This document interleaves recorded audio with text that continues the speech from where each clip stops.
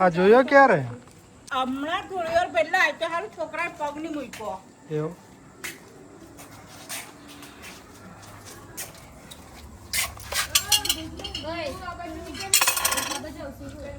સોસ્કેલ wiper છે આપણે ગુજરાતીમાં અને ફોડચું કે દે.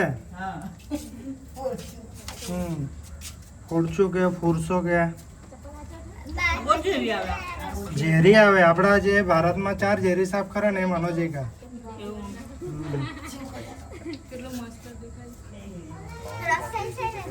સોસ્કેલ વાઇપર ડબલું તમારા માટે ડબલું બી આવી ગયું.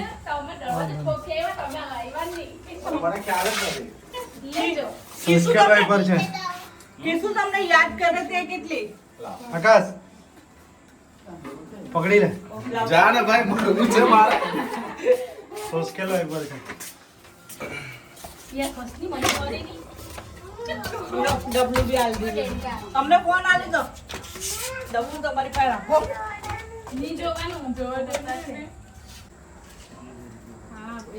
સાઈઝમાં તો નાનો જ છે.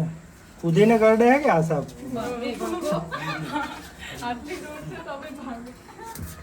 તે કૂદે કે આવ્યા?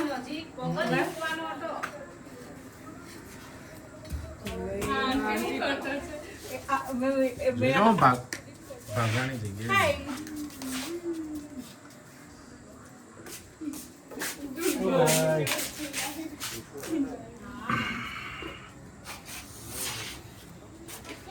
એકાદી ખીલી જેવો હોય તો આપી દઉં.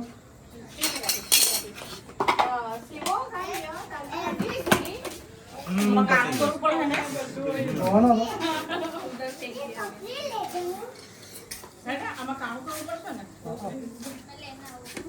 જાય જાડી હોય.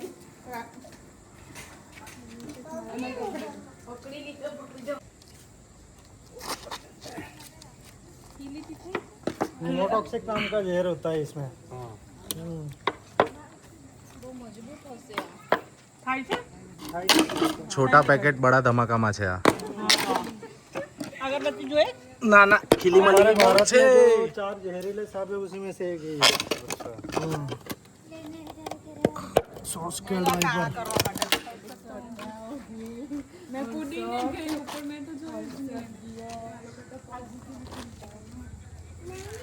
આ સાપ કાઢે એટલે સીધું દવાખાને જ જવાનું. કોઈ ભગત પાસે નહીં જવાનું કે કોઈ દેશી દવા કરતો એ લોકો પાસે નહીં જવાનું. હે? અલા, ભગત લોકો નહીં પણ તો ખરેખર અમુક લોકો છે ને પહેલા ભગતો પાસે જાય. પહેલા પીછી પેલા હોસ્પિટલ પહોંચાઈ ગયા. દોરડું બાંધીને પગમાં જાવી કાઢે ને ને આ સાપ કાઢે ને તો આપણે દોરડું ને એવું નહીં બાંધવાનું. કેમ કે છે ને આ છે ને લોહીને જાડું કરી નાખે. એટલે બધા સાપ કાઢે તો આપણે દોરડું ફીટ બાંધી દઈએ એવું નહીં કરવાનું. કેમ કે હવે આપણે લોહી જવા નહીં દઈએ તો આખું છે ને લોહી ગઠ્ઠો થઈ જાય. મતલબમાં એ ભાગ આખો કાપવો પડે એવું થઈ જાય. સડી જાય મતલબમાં ગેંગ્રીન થવાનું ચાલુ થઈ હમણાં જાય. પેલું ચીપકલીને કાઢ્યું તો જો ને કેવી હાલત થઈ ગઈ. કાં છે? એને ખાવા જ આવેલું હતું પણ એ મરી ગઈ બિચારીને એ ભાગી ગયું પહેલી વાર. કાંકરાવાળી જમીન હોય તો આ મોટે ભાગે રહેતું હોય. સારું અહીંયા નીકળી આવે. ચાલો તો આ સોસ્કેલ્ડ વાઇપરના અત્યારે આપણે ઉકાઈ જીબી કોલોની મારા રૂમની નીચેથી જ આ સોસ્કેલ્ડ વાઇપરને અત્યારે આપણે રેસ્ક્યુ કર્યો. તો આ સાપને અત્યારે ફરી પાછા આપણે રિલીઝ કરવા માટે આવેલા છે. જુઓ આ સાપને આપણે બહાર કાઢીએ. જો મારા હાથમાં તમે લોકો હેન્ડ ગ્લોવ્સ પણ જોઈ શકો છો આ સાપના સેફટી માટે. સાઈઝ નાની છે. છોટા પેકેટ બડા ધમાકા જેવું છે આ સાપનું. જો આ સાપને તમે લોકો જોઈ શકો છો.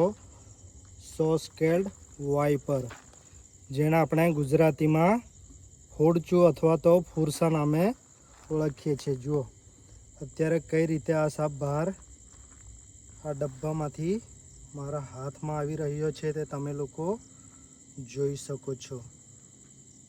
આ છે સોસ્કેલ્ડ વાઇપર. આપણા ભારતના 4 ઝેરી સાપોમાંનો જ એક જેને આપણે ગુજરાતીમાં ફોડચું અથવા તો ફુરસા નામે ઓળખીએ છીએ. આ સાપ મોટે ભાગે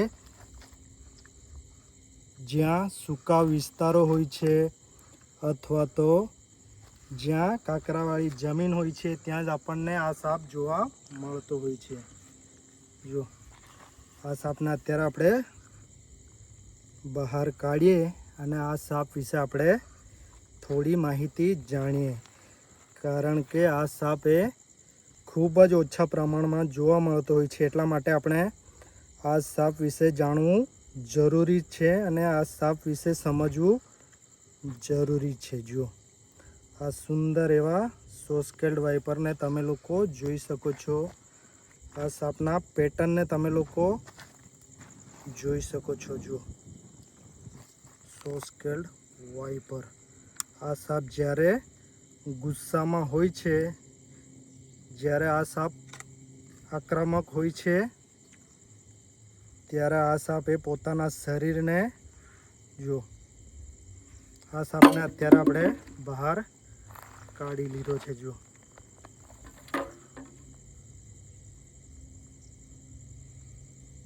અત્યારે સાઈઝમાં નાનો છે પરંતુ ખતરનાક છે.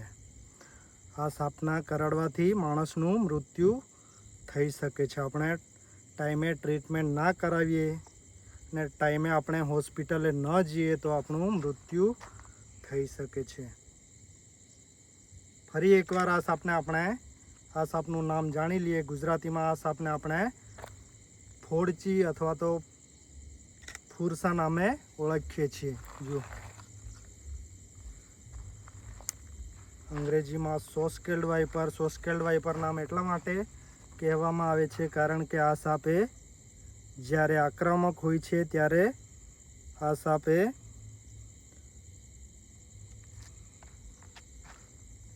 પોતાના શરીરને ઘસડીને આ સાપે આરી જેવો અવાજ કરતો હોય છે. એટલા માટે આ સાપને સોસ્કેલ્ડ વાઇપર કહેવામાં આવે છે. આ સાપે મોટે ભાગે રાત્રિના સમયે એક્ટિવ હોય છે. રાત્રિના સમય દરમિયાન આ સાપ પોતાના ભોજન માટે બહાર નીકળતો હોય છે. જો તો આ સાપે ખોરાકમાં ગરોળી છે, કાચીડા છે, નાના નાના દેડકાઓ છે, જેમને આ સાપે ભોજન તરીકે ઉપયોગમાં લેતો હોય છે. અને આ સાપે ભોજન માટે મોટે ભાગે રાત્રિના સમયે જ બહાર નીકળતો હોય છે. નજીકથી બતાવી દે આ સાપની પેટર્ન આકાશભાઈ. હા સાહેબ.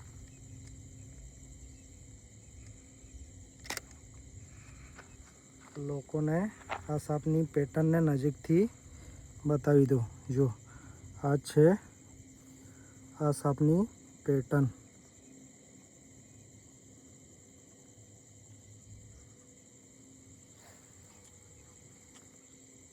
આ સાપ એ ઈંડા આપતો નથી, ડાયરેક્ટ બચ્ચાને જન્મ આપતો હોય છે. જો 4 થી લઈને 8-10 સુધી આ સાપ એ બચ્ચાને જન્મ આપતો હોય છે.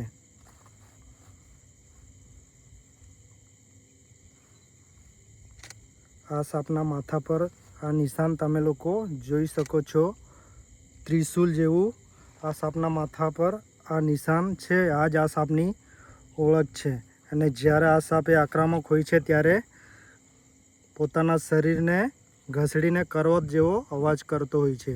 એટલા માટે આ સાપને સોસ્કેલ્ડ વાઇપર કહેવામાં આવે છે. જો આ સાપના સાઈઝને તમે લોકો જોઈ શકો છો.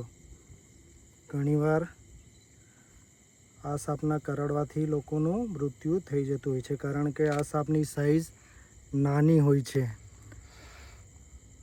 આના જેવો જ સેમ બીજો બિનઝેરી સાપ હોય છે જેને આપણે બિલ્લી સાપ નામે ઓળખીએ છીએ, જેના અંગ્રેજીમાં કેટ સ્નેક નામે ઓળખવામાં આવે છે, જે આ સાપ કરતાં સાઈઝમાં લાંબો હોય છે. જુઓ, અને આ સોસ્કેલ્ડ વાઇપર એ સાઈઝમાં ટૂંકો હોય છે. આ સુંદર એવા સાપને તમે લોકો જોઈ શકો છો. ચાલો તો આ સાપને અત્યારે આપણે ફરી પાછા પર્યાવરણમાં સહી સલામત રિલીઝ કરી દઈએ.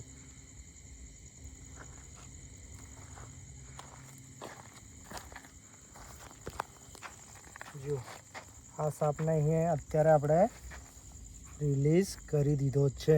જો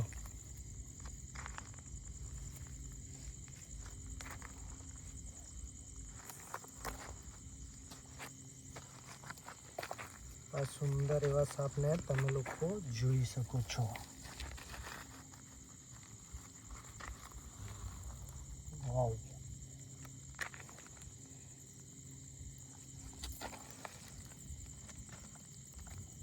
ચાલ આ સાપ જતો રહે, વાંધો નહીં. ચાલો તો આવો સાપ અથવા અન્ય કોઈ પણ સાપ જો તમને દેખાય તો તમે મારો સંપર્ક કરી શકો છો. ફરી મળીશું આવા જ નેક્સ્ટ વિડીયોમાં. જય હિન્દ, જય ભારત.